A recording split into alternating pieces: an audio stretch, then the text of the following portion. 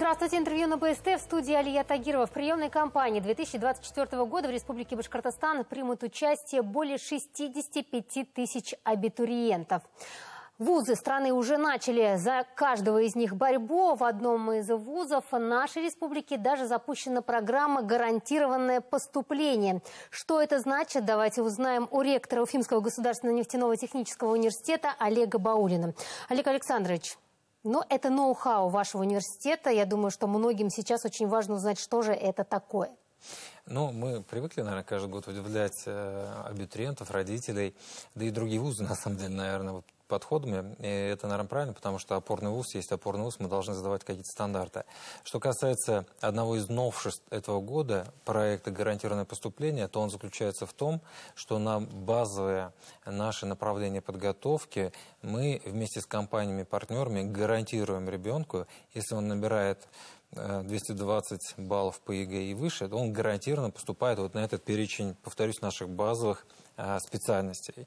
Почему? Потому что компании-партнеры заинтересованы в выпускниках именно нашего университета, они готовы вкладываться в будущих своих работников уже на этапе, скажем так, их поступления в свой приоритетный, флагманский университет. Когда уже можно начинать подавать заявку на эту программу? Смотрите. Результатов ЕГЭ потому что пока нет. Да, на комиссии наш университет начинает работать в конце мая, можно приходить, подавать документы, потом баллы ЕГЭ уже сядут из федеральной базы автоматически. Сегодня уже можно приходить, консультироваться, определяться со своими приоритетами. Повторюсь, особенно с учетом того, что в этом году приемная кампания как в нашем университете, так и в ряде других вузов претерпела изменения в определенной части. Поэтому мы и об этих новшествах расскажем. Кстати говоря, 20 апреля будет день открытых дверей. Я, пользуясь случаем, приглашаю, ребят, абитуриентов и родителей. Мы проговорим об этих новациях дополнительно, подробно. И скажем об особенностях тех или иных специальностей. Тем более, что в этом году у нас появились и новые специальности. Об этом чуть подробнее, если можно. Коротко, почти 4000 бюджетных мест в этом году. Это намного больше, чем в прошлом году. Это на новые направления или дополняете уже самые популярные специальности? Важным отличием прироста количества бюджетных мест в этом 2024 году относительно, допустим, 2023-2022 года является то, что в этом году прирост бюджетных мест осуществлен более-менее равномерно. Не только на инженерно-технические специальности, как предыдущие годы, не только на айтишные специальности, как предыдущие годы, но еще на так называемые социально-гуманитарные и экономические специальности. То есть это хорошая новость не только для тех, кто сдает физику, химию, биологию, географию, но еще для тех, кто сдает общество и литературу. В УГНТУ, оказывается, можно поступить и по этим видам ЕГЭ, и иностранный язык и история. На самом деле все виды ЕГЭ, которые сегодня в республике сдаются, они все действуют при поступлении в УГНТУ, потому что более 300 специальностей в УГНТУ, и, повторюсь, не только инженерно-технических и айтишных. Что касается поступления выпускников СУЗов, какие-то определенные для них условия существуют? Да, это действительно такой тренд, который в последние годы все показывает рост, демонстрирует количество ребятишек после колледжа, у нас каждый год увеличивается, причем увеличивается кратно. Если года 3-4 назад поступало на очную форму обучения 100-120 человек, то в прошлые годы поступало от 600 до 800 уже человек, то есть кратный рост. Про заочную форму молчу, там традиционно всегда много ребят после колледжа идут на заочную и на вечернюю форму обучения. Кстати говоря, обратите внимание, на вечерку и на заочку тоже есть бюджетные места. Так вот, ребята поступают на очную форму обучения, и в зависимости от того, какой колледж и какую специальность они закончили и на какую специальность идут, конечно же, им можно сократить этот период обучения. Они поступают по экзаменам, собеседованиям? Они поступают по внутривузовским экзаменам. Не по ЕГЭ, а по внутривузовским экзаменам. Какой средний балл в целом по университету? В целом по университету средний балл был в районе 73. Насколько 72,7, по-моему. Но здесь важно понимать, что средний балл, он очень сильно отличается от специальности к специальности. На ряд специальностей, вы знаете, у нас много, причем сильно больше, чем других вузов, не только республики, но и даже московских вузов, количество олимпиадников. Они поступают вообще без баллов. Потом есть категория ребят, которые поступают по так называемому целевому приему. Есть категория ребят, которые поступают по льготному приему, по особому приему. Это категория дети семей СВО, дети-инвалиды, дети-сироты. А вот для них определенное количество квот? Да. Ну, например, если на специальность идет 100, например, бюджетных мест, то выделяется в зависимости от специальности примерно 15 мест, может быть 10. Это, а кто решает вот этот вопрос, сколько должно быть? Правило Миноборнауки России. Все специальности в нашей стране делятся, ну, грубо говоря, на 58, это называется укрупненная группа специальностей, и в каждой группе специальностей свой норматив. У аграрных специальностей чуть больше, у медицинских чуть больше, на айтишные там 10-15%, на технические 15-20%. Каждая специальность имеет свою кодировку и имеет свою долю процентов на целевой прием. Кроме этого, общефедеральное требование 10% это льготный прием и 10% это особый прием. Что касается коммерческого обучения, средняя стоимость по университету также? Да, я напомню, что мы работаем в нормативах Миноборнауки. Как правило, приказ о нормативной стоимости обучения со стороны Миноборнауки приходит к нам в конце мая, и мы, соответственно, все вузы, ну, и республики, и подведомственные вузы Миноборнауки России тоже в конце мая, в начале июня делаем свои внутренние вузовские приказы. Я не ожидаю в этом году какого-то роста норматива министерского, поэтому, ну, вот этот норматив 150-200 тысяч в зависимости от специальности. Ну, у нас самая дорогая специальность дизайн, там самый высокий норматив. Потом архитектура, что для нас маленько, ну, удивительно, да? Вот, но это такие вот федеральные требования. Вот, они чуть больше 200 тысяч там стоят. А остальные в районе 150-200 тысяч.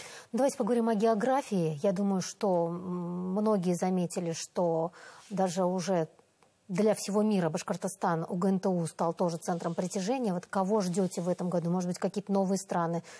Откуда приедут студенты?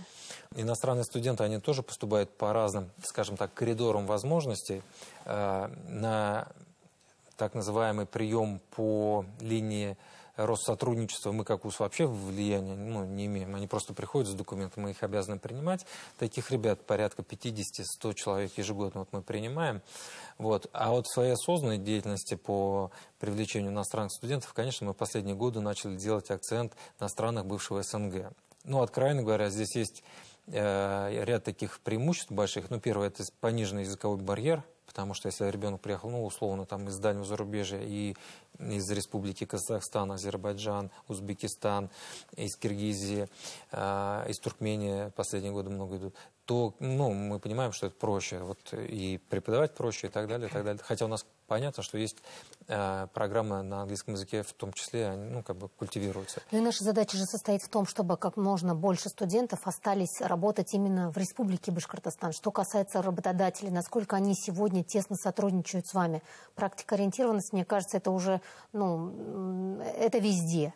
Ну, вы, наверное, заметили, что с точки зрения, наверное, таких эталонов или примеров взаимодействия с компаниями наш ВУЗ приводит, ну, уже давно на федеральном уровне, и даже не только на федеральном. Мы ездим в тот же самый Казахстан, рассказываем о том, какие механизмы, способы, инструментарии организации так называемого дуального образования применяем. Вот у меня только на прошлой неделе проректор вернулся, рассказывая об этом. Поэтому с этой точки зрения все, кто, ну, хоть какой-то хоть раз в жизни слышал, что такое Уфимский нефтяной университет, он прекрасно понимает, что это гарантия взаимодействия с компаниями и трудоустройства, причем, ну, как бы так, на достаточно высокие зарплаты, скажем так. Ну, я думаю, что в очередь действительно стоят работодатели.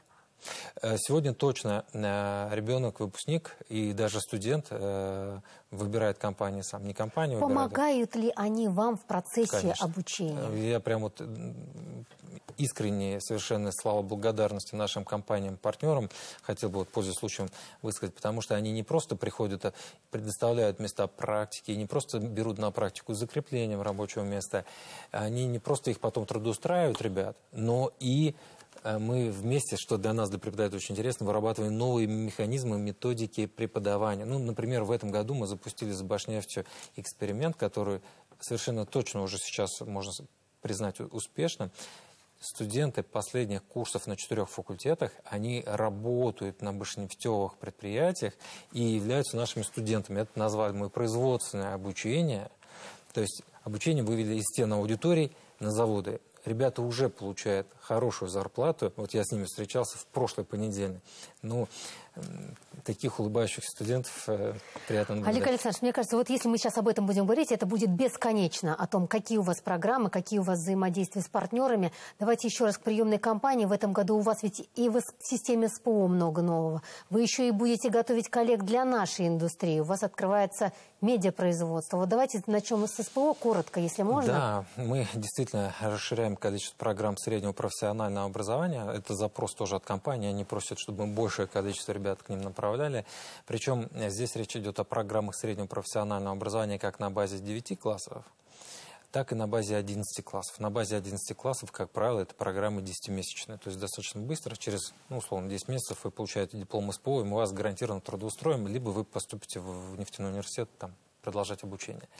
Вы действительно обратили правильное внимание на то, что расширилось количество программ и на уровне высшего образования, допустим, медиакоммуникации. Спасибо и вам лично, и БСТ за то, что принимаете участие в формировании и наполнении этой программы. Уже с этого года уже объявлен прием. Мы ждем абитуриентов на эту программу, которая уникальна. Ее очень мало, на самом деле, в стране кто реализует. Мы с одним из лидеров в плане медиакоммуникации в стране эту программу будем реализовывать в логике сетевого взаимодействия. Вот. Ну и третий очень важный момент. Мы в этом году еще и набираем свой колледж в 10 классы. И там тоже, поверьте мне, будет очень необычно. Я сейчас даже не о качестве преподавателя и о методиках преподавания, а о новом формате обучения. Но это будет небольшой секрет. 20 апреля, так и быть, я все секреты на Дне открытых дверей раскрою. В конце эфира мы обязательно напомним о том, когда и во сколько будет День открытых дверей. Как попасть в нефтяной университет? Это мечта многих. Не будем скрывать, что УГНТУ один из лидеров среди абитуриентов. Где какие-то дополнительные баллы? То есть ваши личные рекомендации и советы? Ну, смотрите, я бы сейчас тем ребятам, которые ориентированы на поступление в наш университет, посоветовал бы посмотреть специальности в университете, потому что очень важно как бы услышать, прочувствовать свою специальность. Второе обязательно делать, прямо сейчас надо подписаться на телеграм-канал и ВКонтакте на нашей сети, потому что очень важно духом университета пропитаться, потому что наш университет, он известен не только своим качеством обучения, но еще и внеучебной деятельностью. Там будь здоров, чем можно позаниматься. Вот. И третье, что сейчас нужно сделать, это, конечно же, подумать, если эти возможности есть, по поводу целевого приема. Потому что у нас в этом году и количество целевых мест тоже увеличилось, поэтому в эту сторону тоже надо подумать.